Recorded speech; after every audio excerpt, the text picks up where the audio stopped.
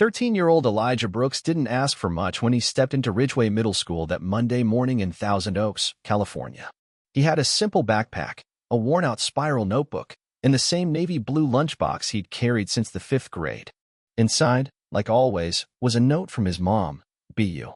That's enough." Elijah wasn't nervous. This was his third new school in 5 years, thanks to his father's job helping relocate military veterans back into civilian life. Ridgeway didn't seem all that different. Bright hallways, faded lockers, that same crackly buzz from the intercom. But before second period even started, Elijah already knew what kind of place it was. People stared. Not everyone, but enough to feel it. His long, twisted locks, neatly tied back, stood out. He wasn't flashy. He didn't sag his jeans or walk around trying to prove anything. His sneakers were clean, shirt tucked in. He kept to himself, earbuds in during the bus ride. In Ms. Armstrong's history class, a girl with freckles leaned over and whispered, "Your hair is cool." He gave her a quiet nod but didn't say anything. During lunch, he found a seat alone near the vending machines. He didn't mind solitude. He liked watching first, figuring people out, who laughed too loud, who always traveled in packs, who tried too hard. Crest Hill had its own unspoken rules. There were the drama kids, the athletes, the influencer wannabes, and then there were the enforcers. Elijah spotted one before 6th period. Tall, blonde, loud, surrounded by laughter. Elijah didn't know his name yet, but he saw how others reacted to him, smiles that didn't quite reach the eyes, heads lowered in his presence. Elijah had met that type before, the kind who performed for an audience.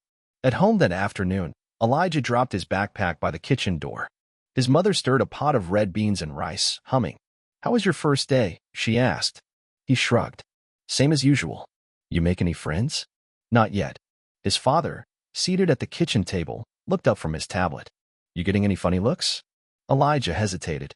"Some." "Don't let folks define you," his dad said. "But don't let him play with you either." "Understand?" Elijah nodded. "Yeah. You're not there to survive it," his dad continued.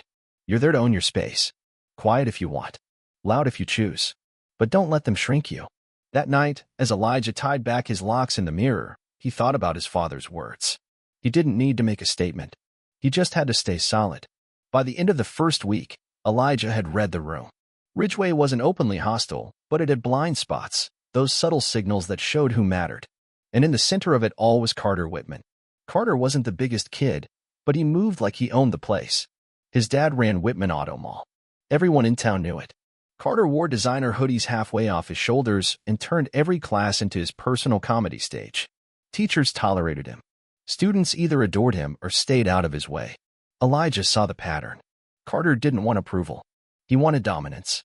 Loud jokes. Cruel nicknames. A daily performance to remind people who was in charge. On Wednesday, Elijah passed the outdoor basketball courts during lunch. Carter and his crew, Zane, Blake, and Hunter, were shooting around. 8th graders. Loud. Chadwick saw Elijah first. "Yo, new kid. You hoop," he yelled. Elijah kept walking. Earbuds in. Carter grinned. "Too busy with that hair routine, huh?" The others laughed. Elijah didn't flinch. But he heard it all. That night, a silent game of elbows during PE left Elijah icing his knee on the back porch. "I'm good," he told his dad. "I know you are," his father said. "But good ain't the same as ready." "Ready for what?" "For when someone mistakes your silence for weakness." Elijah sat with that. Friday came. Locker room. Gym class. Carter strutted in late, holding a pair of scissors.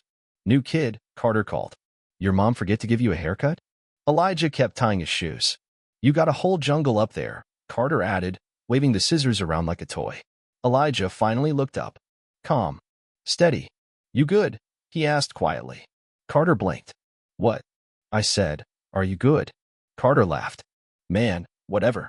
He tossed the scissors into a locker. Elijah knew that wasn't a joke. It was a warning shot. The next week, the tension was everywhere. Whispered conversations. Side glances. Elijah didn't change anything.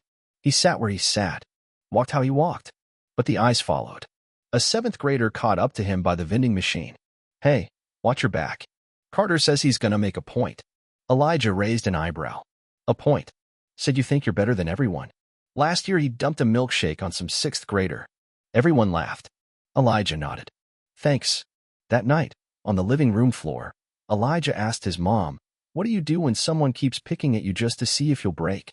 She set down her pen. "You hold your line. You remember who you are. Don't let them steal what keeps you steady." His father added, "The world's full of Carters. Loud mouths. Uniforms. Keyboard warriors. They poke until you swing or back off. You do neither. You stand. They'll learn." Elijah asked, "Can I hit him?" "If you have to, but not out of anger. You had to stop it. Not to win." Next day. Hallway. Carter knocked Elijah's books out of his hands. "Oops," he said. Elijah crouched, picked them up, stood tall, said nothing, but stared. Carter blinked. Gym day again. Locker room. Carter already there. Sitting. Watching. Elijah opened his locker. Focused. "Still rocking those spaghetti ropes?" Carter called. Laughter. Weak. Carter stepped closer. Real scissors in hand. "You ever think about a new look?" Before anyone could react, Carter snipped. One lock. Gone. Fell like a leaf. Silence. Elijah stood. Calm. "You think this is funny?" he asked. Carter smirked. Then Elijah moved. Elbow to chest. Pivot. Sweep. Drop. Carter hit the floor. Hard. Elijah kneeled. "You don't touch me again. Ever." Coach burst in. "What's going on?" Office. Silence. Carter tried to explain. Said it was a joke. Elijah placed the lock on the desk. "He cut my hair." Principal Hayes stared. "You brought scissors to school?" "It was a joke." "No. It was assault." Elijah's mom arrived. Calm. Firm.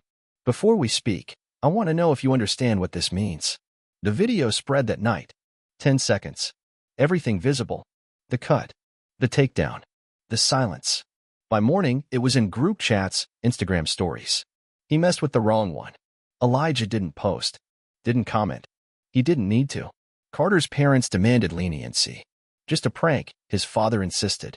Elijah's father replied, "Disrespect's never a prank." Suspension. 10 days. At school, people stepped aside. Nodded. Logan and Chadwick stayed silent. Carter's reign cracked. Elijah's presence? Solid. Heavy. The school held a meeting. Mediation.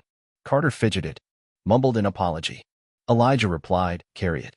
"Carry what?" "The apology. The lesson." Not everyone laughs it off. He walked out. Assembly followed. Principal Hayes spoke of respect. Power through kindness. No names mentioned. No need. Art class. Identity project? Elijah painted a boy in a storm, one lock missing. Not broken. Just standing. "It's not just hair," he said. "It's what it means." Nobody laughed. That day, Carter passed by. Alone. Gave a nod. Elijah returned it. Nothing more. That night, his mom asked, "How is the art project?" "Better than okay," he said. He looked in the mirror. One lock shorter. He didn't fix it. He didn't need to. It reminded him who he was, before, during, and after the storm. Some battles aren't about winning. They're about making sure no one dares start that same fight again.